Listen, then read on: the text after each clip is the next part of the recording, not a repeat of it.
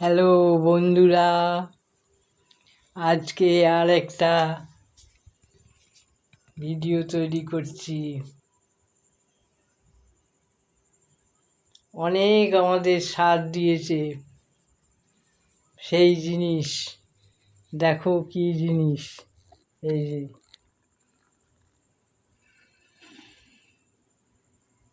সযত্নে রেখে দিয়েছি, দেখেছো? সযত্নে রেখে দিয়েছি। অনেক সাথ দিয়েছে, অনেক নেশা ছিল টিভি দেখার। তখন টিভি ছাড়া আর কিছুই চিন্তা করতে পারতাম না, কি করব। এমন একটা সময় ছিল যখন প্রথম টিভি আসে, তখন তো আমরা এত আমাদের খুশি হয়েছিল, সে কি বলবো আর। সেই যে রামায়ণ হতো, রামানন্দ সাগরের আমরা সকাল সকাল স্নান করে বসে যেতাম রামায়ণ দেখার জন্য। কত উৎসাহ ছিল, সেই সব দিন কি ভুলতে পারি? এই টিভি আমাদের অনেক আনন্দ দিয়েছে, অনেক খুশি দিয়েছে, এই পুরনো স্মৃতি। কিন্তু আমি এখন যে টিভিটা দেখালাম, এটা হচ্ছে দ্বিতীয় নম্বর। প্রথম নম্বর ছিল ছোট্ট টিভি, ব্ল্যাক অ্যান্ড হোয়াইট। আর পরে এটা কালার টিভি পরে নেওয়া হয়েছে।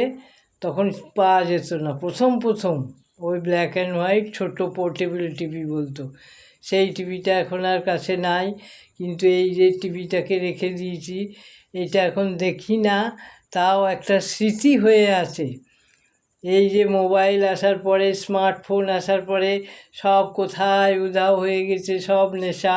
যেমন টিভি দেখার একটা খুব নেশা ছিল, সিরিয়াল দেখার নেশা ছিল, সেগুলো সব কোথায় চলে গেছে।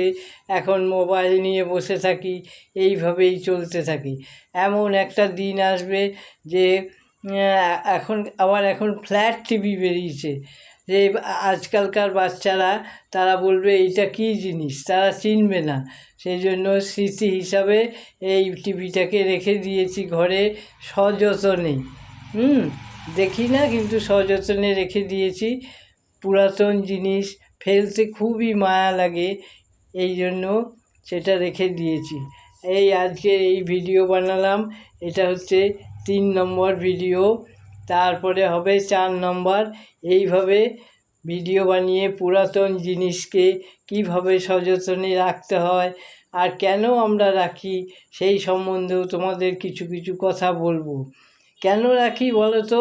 কেন রাখি? কেননা আজকালকার জেনারেশান এইসব টিভি দেখেও না, আর দেখতেও ভালোবাসে না। সব মোবাইল বেরিয়ে গেছে, স্মার্ট টিভি বেরিয়ে গেছে, তাই না? এইসব ব্ল্যাক অ্যান্ড হোয়াইট বা কালার টিভি তারা একদম দেখে না। তারপরের জেনারেশান বলবে যে এইটা কী জিনিস, বাক্সের মতো। সেই জন্যে স্মৃতি হিসাবে রেখে দিয়েছি, কিছু মনে করো না।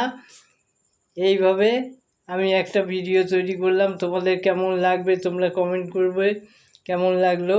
ধন্যবাদ বন্ধুরা, ভালো থেকো, ভালো থাকার শুভেচ্ছা রইল।